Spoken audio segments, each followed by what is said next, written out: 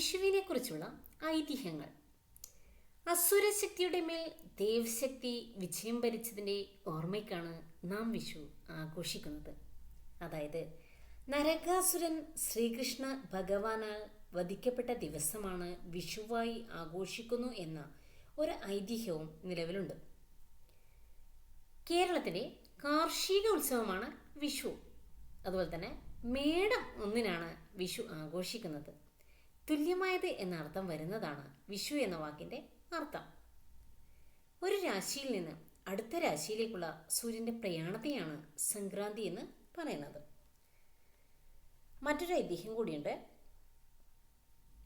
രാവണൻ്റെ കൊട്ടാരത്തിനുള്ളിൽ വെയിൽ തട്ടിയപ്പോൾ അത് രാവണന് ഇഷ്ടപ്പെട്ടില്ല.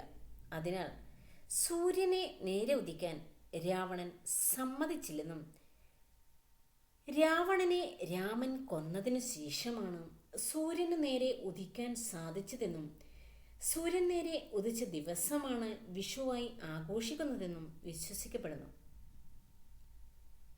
കേരളത്തിലെ പ്രധാനപ്പെട്ട വിളവ് ഉത്സവം കൂടിയാണ് വിഷു.